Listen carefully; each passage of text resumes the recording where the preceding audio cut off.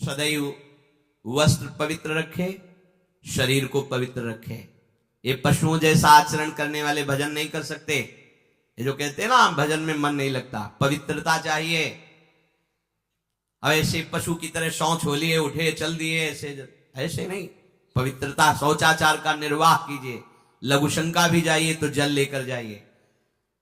इंद्री का प्रक्षालन, फिर हाथ का प्रक्षालन, फिर 3 बार आचमन, राधा वल्लभ श्री हरिवंश, राधा वल्लभ श्री हरिवंश, जैसे शास्त्रीय विधान में केशवाय नमः, नारायणाय नमः, माधवाय। पवित्र रहिए। देखो भजन कैसे नहीं होता। सर्दी गर्मी सुख दुख आदि द्वंद्व हर्ष विषाद आदि जो है इनको सहना सीखो। भगवान भी आदेश करते हैं, मात्रा स्पर्शास्तु कौन्ते शीतोष्ण सुख दुखदा आगमा पायनो अनित्यास्तास्ति तिक्षस्व भारत। जो इनको सह जाता है वही परम पदवी को प्राप्त होता है। थोड़ी सी गर्मी आहा, थोड़ी सी सर्दी आहा, पूरे जीवन गर्मी। पैर की त्वचा ऐसी हो गई थी कि बंबूल का कांटा टूट जाता था, घुसता नहीं था। जीवन में कभी पादुका ही नहीं, तो चमड़ी इतनी मोटी हो गई थी पैरों की। सर्दी गर्मी जैसा आप इसको, आप देखो यहां आप कौन सा स्वेटर पहनते हैं, जीवन में कभी नहीं। सर्दी में क्या होता है, यहां ये त्वचा नहीं क्या, हमें तो लगता है काफी सुकोमल अन्य अंगों से यहां की त्वचा है, कपोल, नासिका, नेत्र आदि। यहां क्या पहनते हो सर्दी में, क्या बिगड़ जाता है? क्योंकि अभ्यास है, गर्भ के बाद निकलने के बाद यहां कुछ ढका ही नहीं, यहां कुछ नहीं ढका तो पूरे जीवन ढकने की जरूरत नहीं। और अगर पूरे अंगों में न ढका होता तो पूरे जीवन ढकने की जरूरत नहीं। जो जंगल में दिगंबर महापुरुष रहते थे गंगा के किनारे कितने, तो उनको क्योंकि अभ्यास, और हमने अभ्यास किया कपड़े लत्ते का, तो अभ्यास हमने अभ्यास किया, एसी रूम का अभ्यास किया, गीजर से नहाने का वो अभ्यास किया, 3 काल गंगा स्नान वो अभ्यास। कुछ फर्क नहीं पड़ा इस जड़ शरीर में। इसको जैसे रखो। तो सहने का अभ्यास, यदि माया से मुक्त होना है तो सहने का अभ्यास रखो। ये जरा में ओह बहुत गर्मी, ये नहीं उपासक। गर्मी है ठीक है, शरीर का धर्म है, तो इंद्री में ताप लग रहा है ठीक, राधा राधा राधा। आप कहोगे प्रवचन करने से नहीं होता। कभी बिजली नहीं रखी ईद धाम में, कटवा के रखे थे? बिल्कुल नहीं। जितनी देर होश रहा आंख का हाथ से पंखा कर लिया, नहीं तो बस राधा राधा राधा, जो मिला मांग के खाया, कुछ आसन पे ले। प्रवचन ही केवल नहीं रहे, अब तो जैसे जोई जोई प्यारो करे सोई मुई भावे। नहीं, जानबूझ करके अपने शरीर को अधीन नहीं करना चाहिए। सुविधाओं की अधीनता, तुम भोगता नहीं, सुविधाएं तुम्हें भोग रहे हैं। जितना तुम सुविधा भोगी बन जाओगे उतना तुम कमजोर हो जाओगे। सीधे प्रकृति का वार सहो, तुम महात्मा सुदृढ़ बलवान हो जाओगे। तुम्हारे आगे समर्थ शब्द लग जाएगा। जो प्रकृति के और विकारों के वेगों को सीधे सहता है उसे महात्मा कहते हैं। समहात्मा सुदुर्लभा यम ही न व्यथयन्ते ते पुरुषम पुरुषर्षभ सुख दुख समा। जिसका सुख दुख समान भाव, किसी भी वेग की व्यथा से हृदय व्याकुल नहीं होता, वो भगवान को प्राप्त करने का अधिकार प्राप्त कर लेता है। इसलिए सहनशीलता। सर्वत्रात्मनेश्वरान वीक्षाम कैवल्य मनिकेतताम विवक्त चीर वसनम संतोषम एन केनचित। ये ध्यान रखो कि तुम कभी प्रभु से अलग नहीं हो। सर्वत्र भगवान है तो यहां भी है, सब समय में है तो इस समय में भी है, सब में है तो हम में भी है, सबके हैं तो हमारे भी हैं। हम कभी भी प्रभु से बिलग नहीं हो। एकांत सेवन तुम्हारा स्वभाव बन जाना चाहिए, चाहे जो हो। थोड़े समय के लिए तो एकांत बैठो। एकांत मिला तो मोबाइल का संग कर लिया, एकांत मिला तो मित्र बना लिए, बैठ के प्रपंच वार्ता कर रहे हो। नहीं, अगर भगवत प्राप्ति करनी, माया मुक्त होना है तो एकांत एकांत ही होना चाहिए। भले 100 लोग हैं, हमारा किसी से कोई संबंध नहीं, और हम बैठे हैं अपने आराध्य देव के चिंतन में, हम एकांत है। और गुफा में बैठे हैं, शरीर एकांत है, मन से चिंतन संसार का हो रहा है, प्रपंच में है, एकांत में नहीं है। एकांत शब्द का अर्थ समझना चाहिए। हम एकांत को सीधे गुफा या कहीं एकांत, ऐसे एकांत का अर्थ है एक के सिवा दूसरा कोई नहीं, अर्थात एकमात्र भगवत चिंतन में डूबा हुआ उपासक। बाजार में बैठा हुआ भी एकांत है, सभा में बैठा हुआ एकांत है, और प्रपंच का चिंतन करने वाला बंद कमरे में भी प्रपंची है, गुफा में भी प्रपंची है। जहां आप रह रहे हो उसे ये मेरा घर है ऐसी भावना का त्याग कर दे। अनिकेत ये भगवान का दिया हुआ वास स्थान है। कुछ समय के लिए इसमें शरीर निर्वाह कर रहे हैं, ये भी छूटेगा और ये भी छूटेगा। जैसे स्टेशन में बैठा आदमी आराम से, पर वो बैठा इंतजार कर रहा है कि कब हमारी गाड़ी आवे और उस पर हम यात्रा करें। बस ऐसा ही कुछ स्टेशन जैसा विश्राम है, कब मृत्यु आवे, शरीर छूटे, हम प्रिया प्रीतम को प्राप्त हो। ये न मेरा था, न मेरा है, न मेरा रहेगा। ये न मेरा था, न मेरा है, न मेरा रहेगा। गृहस्थ हो तो पवित्र वस्त्र पहने, और त्यागी हो तो जैसे मिल जाए भगवत कृपा से वैसे वस्त्र पहने। प्रारब्ध के अनुसार तुम्हें जैसी व्यवस्था मिली उसमें संतोष करना सीखो, मांग मत रखो। प्रभु की प्राप्ति के लिए खास बात ध्यान रखनी है, अपनी उपासना में दृढ़ श्रद्धा रखो और सर्वश्रेष्ठ भाव रखो, पर दूसरे किसी की भी निंदा ना करो। अगर किसी की भी निंदा करोगे तो फिर माया तुम्हें मुक्त होने नहीं देगी। मन को, वाणी को, शरीर को संयम में रखो, अर्थात भगवत भजन, भगवत वार्ता और मौन। मन का संकल्प विकल्प रहित होना, विषयों का चिंतन न करना, प्रभु के रूप का, नाम का, धाम का, लीलाओं का चिंतन करना। शरीर का शास्त्र संयम से वर्ताव करना। अब माया मुक्त होते चले जाओगे, इनमें किसी में भी त्रुटि ना हो, सावधानी रखो। अपनी इंद्रियों को सावधान रखो, किसी के दोष न देखने पावे। कोई गलत चेष्टा देखेंगे तो ये भी गलत करने के लिए तैयार हो जाएंगे। हे राजन, श्रवणम कीर्तनम ध्यानम हरेरद्भुत कर्मणः जन्म कर्म गुणानां च तदर्थे अखिल चेष्टिता। श्री भगवान के बड़े अवतार हुए हैं, बड़ी अद्भुत अद्भुत लीलाएं हैं। प्रभु का प्रकट होना, लीला करना, दिव्य गुणों का वर्णन, यदि आप इनको गाएंगे लीलाओं को और श्रवण करेंगे तो मोह की बात क्या, महामोह का भंजन हो जाएगा। बड़ी सामर्थ्य भगवान के चरित्रों की, महिमा बड़ी है। अगर इनको आप सुनेंगे, बार बार सुनेंगे, तो आपको और कोई साधन करने नहीं पड़ेंगे, अपने आप सब साधन प्रकाशित हो जाएंगे। जहां कहीं कभी भी किसी का उद्धार की बात आई है तो वो भगवत चरित्र सुनने से ही आई है। शरणागति श्रवण से ही प्रारंभ होती है, भक्ति भी श्रवण से ही प्रारंभ होती है, पूर्णता भी श्रवण से ही होती है। श्रवण सुजस सुनी आयवं, और श्रवणम कीर्तनम स्मरणम। पहला श्रवण, खूब भगवत चर्चा सुनने का स्वभाव बना लेना चाहिए। पर देखा जाता है कि 20 वर्ष भगवत चर्चा सुनने पर रंग नहीं आता, क्योंकि ये तो बना लिया स्वभाव कि जहां भी कथा हो रही सुन रहे, और बाद में निकले तो बख्शते वो किसी को नहीं, सबकी निंदा करते। बस किसी एक की प्रशंसा, एक की निंदा, तुम्हारा सारा का सारा सत्संग बेकार हो गया। अगर सत्संग को सुरक्षित रखना है तो ना किसी की स्तुति, ना किसी की निंदा, जो सुना है उसको अपने जीवन में मनन करते हुए उतारे।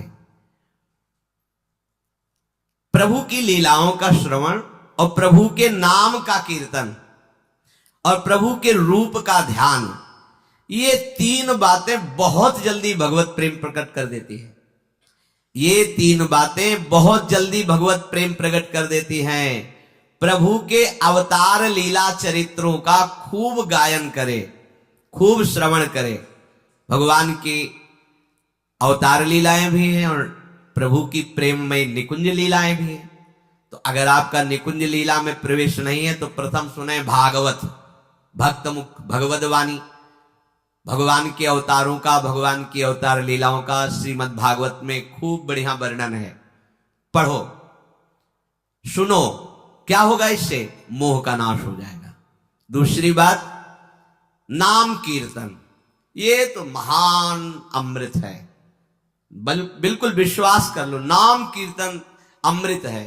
ताली बजा के, मंजीरा बजा के, ढोल बजा करके, नाच करके, जैसे बने, अकेले, चार लोग, जैसे बने, नाम संकीर्तनम यस्य सर्व पाप प्रणाशनम। देखो, भगवत चर्चा ने महामोह का नाश कर दिया और भगवान नाम कीर्तन ने सब पापों का नाश कर दिया। नाम संकीर्तनम यस्य सर्व पाप, सर्व पीछे बीच में जो भी जमा संचित कृप सबको भस्म करने की सामर्थ्य नाम कीर्तन। ये जो राधा राधा आप बोलते हैं, बहुत अमृत है, बहुत अमृत। और प्रभु के रूप का ध्यान, ये तीन बातें बहुत जल्दी माया मुक्त कर देंगे, आपको भगवत प्राप्ति करा देंगे। प्रभु के रूप के ध्यान के लिए ही दिव्य श्यामा श्याम ने बिहारी जी का रूप धारण किया। ये किसी मूर्तिकार की रचना नहीं है।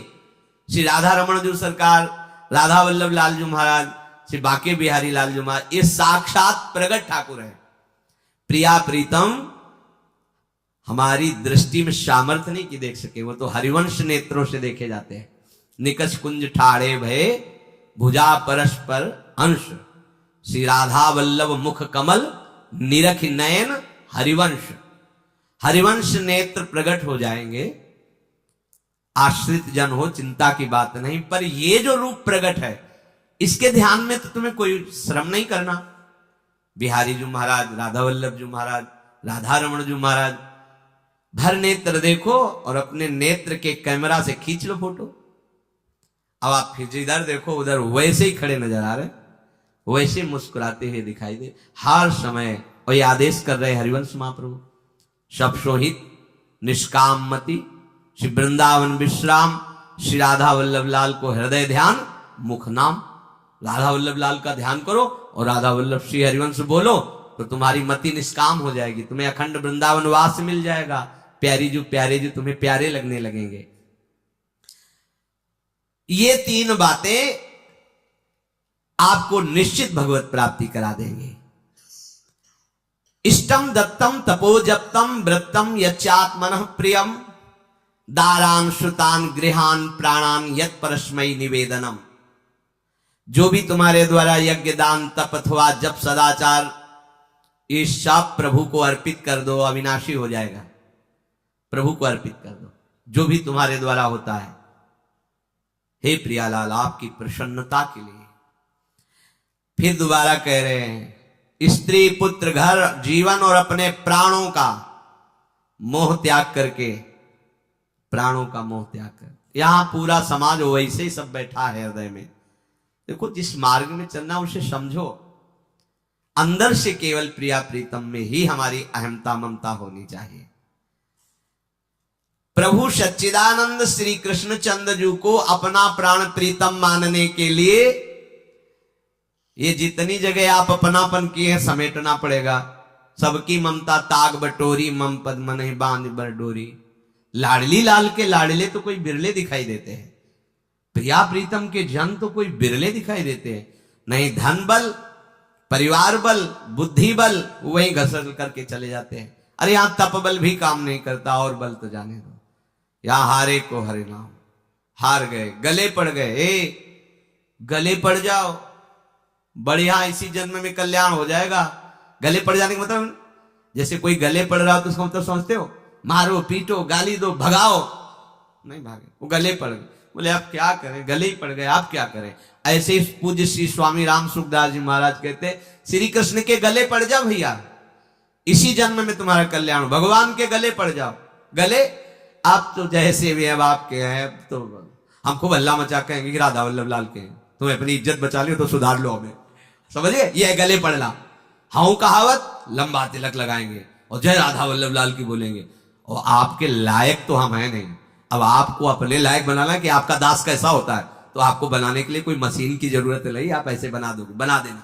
अब आपके गले पड़ गए, आप ही हमारी इज्जत हो, आप ही हमारे जीवन हो। अपनी इज्जत संभालनी है तो हमें संभाल लेना। वो संभाल लेते हैं। वो मच्छर को ब्रह्मा बना देते हैं, घोर पापी को ब्रह्म ऋषि बना देते हैं। उनके लिए कोई दुर्लभ बात नहीं। पर जब तक अहंकार है तब तक उनकी तरफ से ये प्रोसेस शुरू नहीं होता। जब हार गया और गले पड़ गए, फिर वो बड़े बड़े महात्माओं के द्वारा भी बंधनी हो जाते हैं। यदि इसी जन्म में भगवत प्राप्ति करनी है तो ये काम तो आपको बड़ी जल्दी कर लेना है। जहां जहां हमारी ममता है उसे प्रभु के चरणों में लगानी ही पड़ेगी। चूक करोगे, वही ममता की डोर मन को घसीट लेगी और अगले जन्म का विधान बना देगी। यदि आपको इसी जन्म में भगवत प्राप्ति करनी है तो सबकी ममता ताग बटोरी, मम पद मनहि बांधि बरडोरी। एवं कृष्णात्मनाथेषु मनुष्येषु च सौहृदम परिचर्यां चोभयत्र महत्सु नृषु साधुषु। और ये सब सहजता पूर्वक तब हो जाएगा जब किसी संत महापुरुष का आश्रय ले लोगे। जिन संत महापुरुषों ने अपने समर्पण के प्रभाव से, भजन के प्रभाव से सच्चिदानंद भगवान श्री कृष्ण को अपनी आत्मा के रूप में साक्षात्कार कर लिया है, यदि उनसे प्रेम हो जाए, संतों से प्रेम होना संतों से बड़ा कठिन है। अभी कोई मुस्कुरा के तुमसे कह दे कि कई दिनों से हम तुम्हें देख रहे थे या देख रही थी, बस तुम्हारे मन को कोई निग्रह विग्रह करने की जरूरत नहीं, घसीट जाएगा। वो बड़े भाग्यशाली हैं जिन्होंने संतों से प्रेम किया। यहां कह रहे हैं ये जितनी बातें बताई गई, दया, तितिक्षा, मौन, मनोनिग्रह, इंद्रिय निग्रह, परिवार की ममता का त्याग, भगवान से अपनापन, भागवत धर्म का प्रादुर्भाव होना, ये एक साथ सब हो जाएंगे केवल तुम्हें गुरु चरणों से प्रेम हो जाए, संत चरणों से प्रेम हो जाए, क्योंकि उन्होंने सच्चिदानंद स्वरूप भगवान कृष्ण को अपने प्रेम बल से अधीन कर लिया है। यदि परोपकारी संत जनों से हमारी प्रीति हो जाए तो हमारा स्वभाव बदल जाएगा। संतों से प्रीति है, ये तुम्हारे स्वभाव से परिचय मिलेगा। क्या? परस्परानुकथनम पावनम भगवद्यशः मिथो रतिर्मिथस्तुष्टिर निवृत्तिर्मिथयात्मनः। जब संतों से प्रेम हो जाता है तो स्वभाव बन जाता है क्या? भगवत चर्चा करने का। अपने लोग जब नई अवस्था में तो भिक्षा के लिए चले और आगे संत मिल गए, 2-2, 3-3 घंटे धूप में खड़े भगवत चर्चा हो, नीचे धूल जल रही, ऊपर से सूर्य ताप है और खड़े 2-2, 3-3 घंटे चर्चा हो। शाम की किसी बात पर छिड़ गई तो ये शास्त्र 12-1 रात्रि के बज रहे, वो प्रसंग पूरा और उसका निर्णय, रात दिन उसी की चर्चा। स्वभाव बदल जाएगा, कुछ और अच्छा नहीं लगेगा। परस्परानुकथनम पावनम भगवद्यशः, परम पवित्र करने वाले भगवान की बातें वो परस्पर करने लगते हैं। यदि संतों से प्रेम नहीं तो जहां दो मिलेंगे वहां संसार की वार्ता होगी। संत प्रेमी जब मिलेगा तो भगवत चर्चा होगी। ये पहचान है परस्परानुकथनम पावनम भगवद्यशः। आपस में इकट्ठे होकर नाम कीर्तन करना, भगवत चर्चा करना। पर मिथोरतिर, जो प्रपंची लोग हैं उनसे उनका संबंध नहीं होता। मिथस्तुष्टि, जो भोगी लोग भोगों में सुख प्राप्त करते हैं, उपासकों को उसमें नहीं। जब भगवत चर्चा होती तो ऐसी तृप्ति होती, 1 घंटा चर्चा हुई, आनंद मगन हो गए, आहा आज हमें प्रभु का यश सुनने को मिला, आज भगवत भक्त का संग, हृदय पावन होने लगता है। आध्यात्मिक शांति का अनुभव उन्हीं उपासकों को होता है जो प्रपंच वार्ता न करके परस्परानुकथनम पावनम भगवद्यशः,